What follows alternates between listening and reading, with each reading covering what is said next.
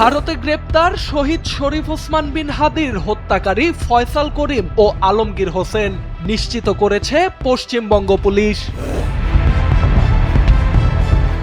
Israeli হামলায় দিনেই রাত নামল তেহরানে, আকাশ থেকে ঝরল কালো রঙের বৃষ্টি। ট্রাম্পকে বড় ধাক্কা দিল খামেনির দেশ, জর্ডানে মার্কিন ঘাঁটিতে হামলা চালিয়ে গুঁড়িয়ে দিল $30 কোটি রেডার।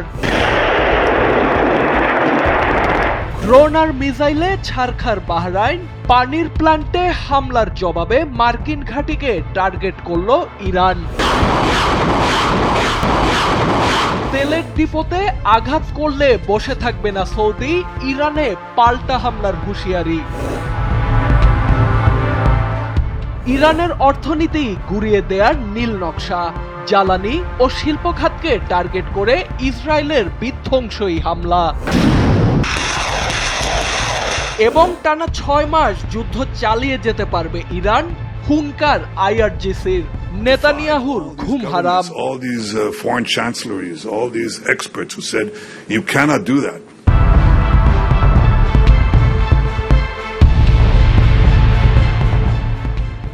ইনকিলাব মঞ্চের মুখপাত্র শহীদ শরীফ ওসমান বিন হাদির হত্যাকারীদের গ্রেপ্তার করেছে পুলিশ। গোপন খবরের ভিত্তিতে পশ্চিমবঙ্গের বনগাঁ এলাকা থেকে তাদের গ্রেপ্তার করা হয়। বিষয়টি নিশ্চিত করেছে ভারতীয় সংবাদ মাধ্যম এএনআই। পশ্চিমবঙ্গ পুলিশের দেয়া আনুষ্ঠানিক সংবাদ বিজ্ঞপ্তিতে বলা হয়, বিশেষ খবরের ভিত্তিতে 7 মার্চ বনগাঁর সীমান্তবর্তী এলাকা থেকে তাদের গ্রেপ্তার করা হয়।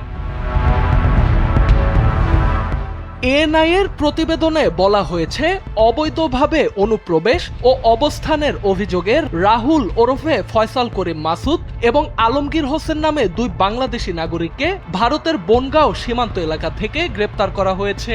পশ্চিমবঙ্গ পুলিশের স্পেশাল টাস্ক ফোর্সের সদস্যরা রোববার তাদের গ্রেপ্তার করেন। গ্রেপ্তারকৃতরা বাংলাদেশের রাজনৈতিক কর্মী শরীফ ওসমান হাদির হত্যাকাণ্ডের সঙ্গে জড়িত বলে জানা গেছে। সংবাদ বিজ্ঞপ্তিতে এসটিএফ বলেছে, বাংলাদেশে চাঁদাবাজি ও খুনের মতো গুরুতর অপরাধ সংগঠনের পর ভারতে পালিয়ে আসা 2 বাংলাদেশি নাগরিককে গ্রেপ্তার করা হয়েছে। গ্রেপ্তারকৃতরা অবৈধভাবে ভারতে প্রবেশ করে পশ্চিমবঙ্গের বনগাঁও সীমান্ত এলাকায় আত্মগোপন করেছিলেন এবং সুযোগ বুঝে পুনরায় বাংলাদেশে ফেরার অপেক্ষায় ছিলেন বলে পুলিশের কাছে তথ্য ছিল। সুনির্দিষ্ট তথ্যের ভিত্তিতে অভিযান চালিয়ে গত 7 ও 8 মার্চের মধ্যবর্তী রাতে বনগাঁও এলাকা থেকে ওই 2 বাংলাদেশিকে গ্রেপ্তার করা হয়। গ্রেপ্তারকৃতরা হলেন পটুয়াখালীর বাসিন্দা রাহুল ফয়সাল করিম মাসুদ ও ঢাকার বাসিন্দা আলমগীর হোসেন। বিজ্ঞপ্তিতে পশ্চিমবঙ্গ পুলিশ বলেছে, প্রাথমিক জিজ্ঞাসাবাদে জানা গেছে রাহুল ওরফে ফয়সাল করিম মাসুদ ও আলমগীর হোসেন বাংলাদেশের রাজনৈতিক কর্মী ওসমান হাদি হত্যাকাণ্ডের সঙ্গে সরাসরি জড়িত। হত্যার পর তারা মেঘালয় সীমান্ত দিয়ে অবৈধ পথে ভারতে প্রবেশ করেন। এরপর ভারতের বিভিন্ন স্থানে অবস্থান শেষে সম্প্রতি পুনরায় বাংলাদেশে প্রবেশের উদ্দেশ্যে বনগাঁয় জড়ো হয়েছিলেন। এ ঘটনায় গ্রেপ্তারকৃতদের বিরুদ্ধে সুনির্দিষ্ট ধারায় মামলা দায়ের করা হয়েছে। রোববার গ্রেপ্তারকৃতদের সংশ্লিষ্ট আদালতে হাজির করা হলে আদালত তাদের পুলিশি হেফাজতে পাঠানোর নির্দেশ দেন। 2025 সালের 12 ডিসেম্বর রাজধানীর মতিঝিলে জুমার নামাজ পড়ে নির্বাচনী প্রচারণা শেষ করেন শহীদ শরীফ ওসমান বিন হাদি।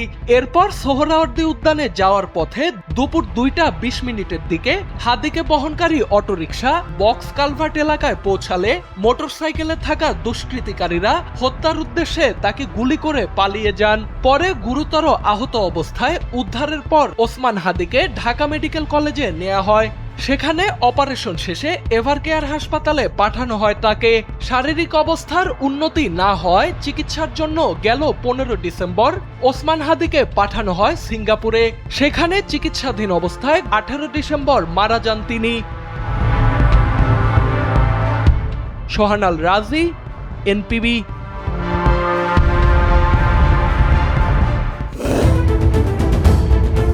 কালো মেঘের মতো দেখতে ধোঁয়ায় ছেয়ে গেছে তেহরানের আকাশ।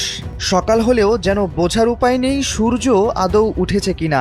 বসন্ত আসার ঠিক আগাম সময়টাতে হুটহাট বৃষ্টি ইরানে নতুন কিছু নয়, তবে রোববার সকালে হওয়া বৃষ্টিটা ছিল একটু অন্যরকম। কালো রঙের বৃষ্টির ফোঁটা পড়তে দেখা গেছে তেহরানে।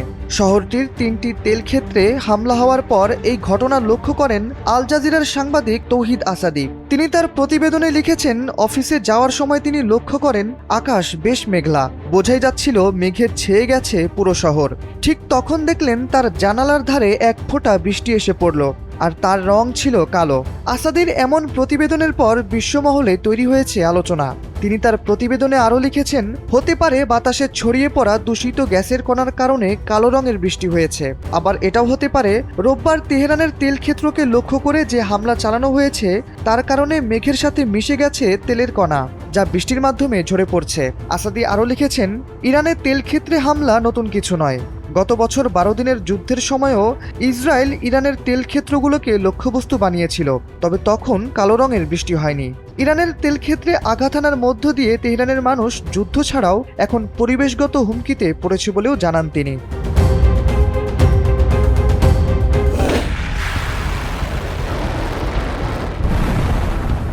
এবার 30 কোটি ডলারের মার্কিন রাডার গুড়িয়ে দিল ইরান। পারস্য উপসাগরীয় অঞ্চলে মার্কিন ক্ষেপণাস্ত্র প্রতিরক্ষা ব্যবস্থাকে দিক নির্দেশনা দেওয়ার জন্য অত্যন্ত গুরুত্বপূর্ণ ছিল এই রাডারটি। এটি ধ্বংস হওয়ায় ভবিষ্যতে এই অঞ্চলে হামলা ঠেকানোর সক্ষমতা বড় ধরনের ঝুঁকির মুখে পড়তে পারে বলছেন বিশ্লেষকরা।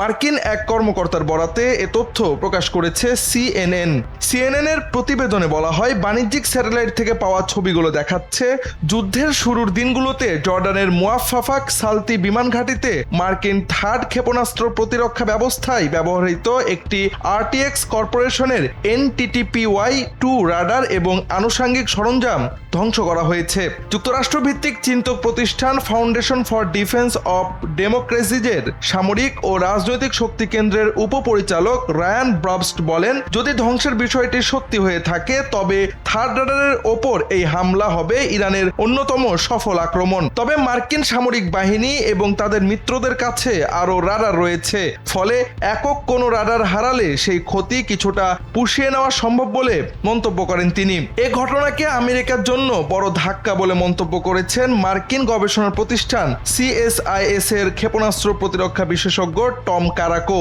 বলেন, এমন দুষ্প্রাপ্য কৌশলগত সম্পদ হারানো আমেরিকার জন্য এক বিরাট ধাক্কা। তাছাড়া 2012 সালের লক্ষ্যমাত্রা অনুযায়ী সেনাবাহিনীর 9টি থার্ড ব্যাটারি প্রয়োজন ছিল, যা এখন নেই। বিশ্লেষকরা বলছেন, মার্কিন এই রাডারের কাজ মূলত বায়ুমণ্ডলের একেবারে শেষ সীমানায় ব্যালিস্টিক ক্ষেপণাস্ত্র ধ্বংস করা।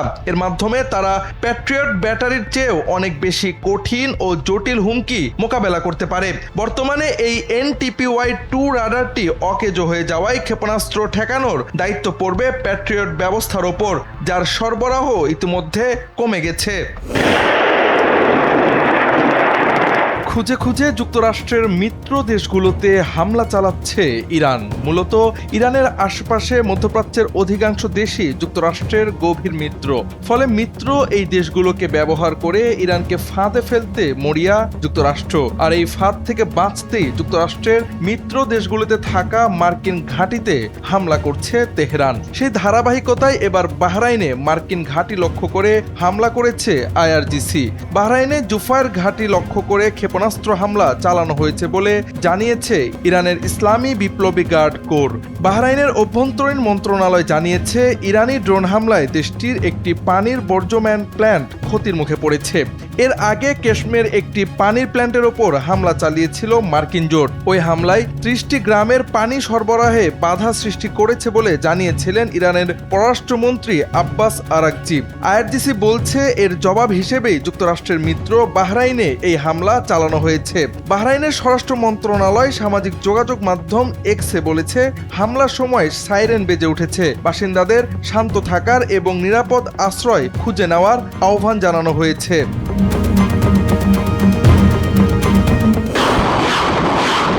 এক সপ্তাহেরও বেশি সময় ধরে চলছে ইরান ইসরায়েল সংঘাত।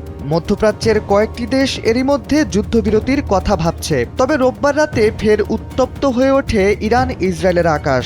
প্রথমবারের মতো তেহরানের 3টি তেল ক্ষেত্র লক্ষ্য করে হামলা চালিয়েছে তেল আবিব। যুদ্ধের নবম দিনে এসে যখন নতুন করে দানা বাঁধছে সংঘাত, ঠিক তখন সৌদি আরবের মুখে শোনা গেল ভিন্ন সুর।